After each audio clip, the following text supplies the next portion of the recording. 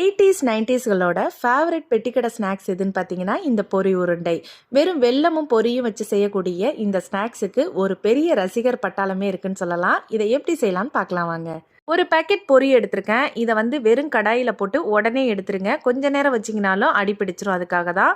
அடுத்தது கொஞ்சமாக பொட்டுக்கடலை சேர்த்துருக்கேன். அதையும் லைட்டாக ட்ரை ரோஸ்ட் பண்ணிவிட்டு வறுத்து தனியாக எடுத்து வச்சுக்கலாம். நான் எடுத்திருந்த பொரி பாக்கெட்டுக்கு ஒரு 300 கிராம் அளவுக்கு வெல்லம் தேவைப்பட்டிருக்கும். அதை கொஞ்சமாக தண்ணி விட்டு நல்லா பாகுபதம் வர்ற வரைக்கும் கரைச்சி தனியாக எடுத்துக்கணும். இதுக்கு பாகுபதம் தான் ரொம்ப முக்கியம். கொஞ்சமாக ஏலக்காய் தூள் சேர்த்துருக்கேன். இப்போ இதை எடுத்து காட்டுறேன்.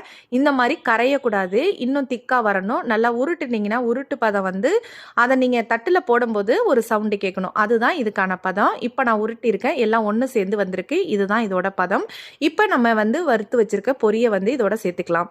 அடுப்பை நல்லா லோ ஃப்ளேமில் வச்சுட்டு இது எல்லாத்தையும் ஒன்றா கிளறி கொடுங்க. அப்போ தான் இது எல்லாமே ஒன்று சேர்ந்தார் போல் வரும். இந்த மாதிரி நல்லா கிளறி கொடுத்ததுக்கு பிறகு அரிசி மாவை கையில் தொட்டுக்கிட்டு பிடிச்சிங்கன்னா ஈஸியாக இருக்கும் பிடிக்கிறதுக்கு. இது ஆறின பிறகுலாம் பிடிக்கக்கூடாது. நல்லா சூடாக இருக்கும்போது அப்படியே பிடிக்கணும். அப்போ தான் நல்லா பிடிக்கிறதுக்கு வரும். இல்லைன்னா நல்லா உதிர்ந்து உதிர்ந்து கொட்டிடும். அதுக்காக தான் இப்போ நான் அரிசி மாவை தொட்டு விட்டு அழகாக பிடிக்கிறேன். எவ்வளோ சூப்பராக அழகாக கடையில் வாங்குறது மாதிரியே ரவுண்ட் ஷேப்பில் கிடச்சிருக்குன்னு பாருங்கள். எல்லா உருண்டைகளையுமே இதே மாதிரியே கையில் அரிசி மாவை தொட்டு அழகாக பிடிச்சி ரெடி பண்ணி வச்சுட்டேன். நீங்களும் இதே மாதிரியே ட்ரை பண்ணி பாருங்கள், சூப்பராக வரும். இதை சாதாரணமாலாம் கடிக்க முடியாது. கடவா பல்லில் வச்சு கடித்து சாப்பிட்றதுல அது ஒரு தனி சுகம்தான். 80s 90s ஒரு ஹாய் சொல்லிட்டு போங்க.